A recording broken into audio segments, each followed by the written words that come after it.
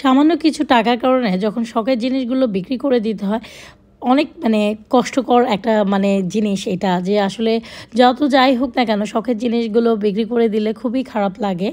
তো এইদিকে ফ্ল্যাটে চলে আসছি, ফ্ল্যাটের কাজও বুঝে নিতে হচ্ছে, দেখে নিতে হচ্ছে ওদেরকে নিয়ে, প্রায় দেখা যায় যে কাজগুলো এসে বুঝতে হয় যে ওরা কোথাও কোনো কাজ ঠিক করছে কিনা, ভুল করছে না। তো কারণ এই সমস্ত কাজ যদি একবার ভুল করে এগুলো ঠিক করা অনেক ডিফিকাল্ট। তো এই জন্য দেখা যায় যে ফাঁকে ফাঁকে এসে দেখে যেতে হচ্ছিল যে সব কাজ ঠিকঠাক করা হচ্ছে কি না।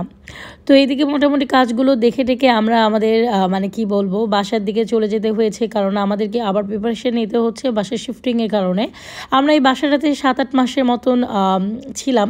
আসলে এটাও আমার জীবনের একটা অনেক বড় বলবো অভিজ্ঞতা। বাবা মাকে সবসময় সারা জীবন বাবা মার সাথে ছিলাম, তারপরে যখন বাবা মার থেকে বিয়ের পরে শাশুড়ির সাথে পুরো ভরপুর আমি একটা ফ্যামিলির মেয়ে, এবং বিয়েও করেছি ভরপুর একটা ফ্যামিলিতে। এরপরে এসে পড়েছিলাম একা একটা সংসার। এই একা সংসারকে সামলাতে আমি পারবো কি পারবো না এরকম একটা টেনশন ভয় নিয়েই এই একাকিত্ব জীবনটা শুরু করেছিলাম। আরফ সাফাত থাকলেও তারপরেও কেমন যেন একটা ভয় ভয় একা সব কিছু সামলানো করা।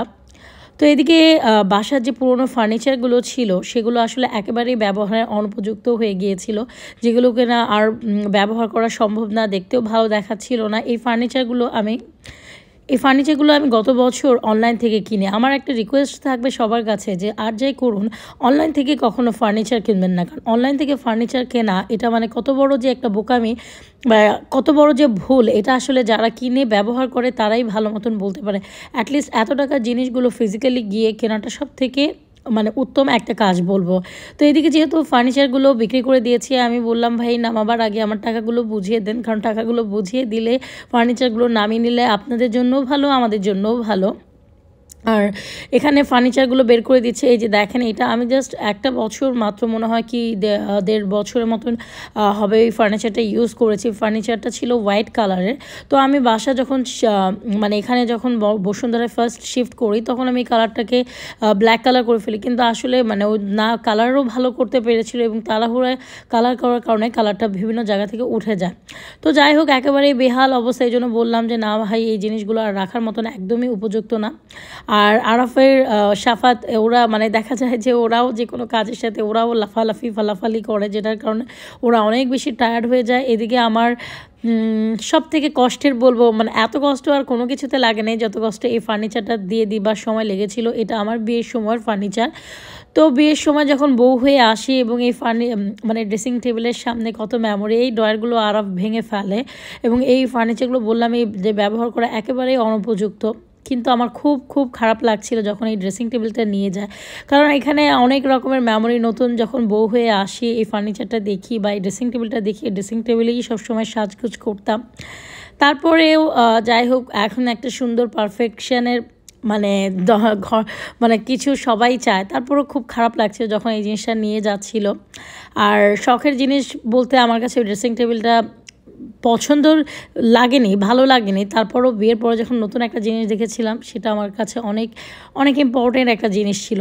তো এইদিকে এক এক করে সবগুলো জিনিস নিয়ে যাচ্ছে, এটাও কেমন যেন খারাপ লাগছে। আসলে না লাইফে মায়া আমাদের যে কোনো জিনিসের সাথেই জড়িয়ে যেতে পারে। এই মায়াগুলো না, মায়া খুব খারাপ একটা জিনিস। আমার কাছে মনে হয় যে মায়া জিনিসটার থেকে খারাপ জিনিস কিছু হতে পারে না। যার মন যত বেশি কঠিন আমি বলবো সে সব থেকে পৃথিবীতে সুখী মানুষ, কারণ যার বেশি নরম মন বা খুব আমি জানি না আসলে আমি কতটুকু নরম মনের মানুষ, কিন্তু আমার কেন জানি না এই যে ফার্নিচারগুলো নামিয়ে নিয়ে যাচ্ছিল এজন্য আমার অনেক কষ্ট লাগছিল। জানি না আসলে কি আমি নরম না কঠিন মনের মানুষ।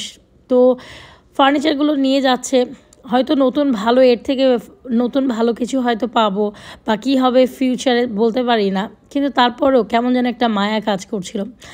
তো এইদিকে আরাফ সাফাত নিচে, ওরাও আরাফের স্পেশালি জিনিসগুলোর প্রতি বেশি মায়া কাজ করে। সাফাত তো এখনও অনেক কিছু বুঝে না কি হচ্ছে কি হতে যাচ্ছে, কিন্তু আরাফের বেশি খারাপ লাগে যে কোনো বিষয়।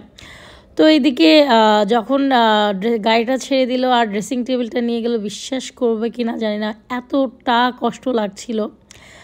কিছু কিছু জিনিসের মায়া বা কিছু কিছু জিনিসের কষ্ট কাউকে বলে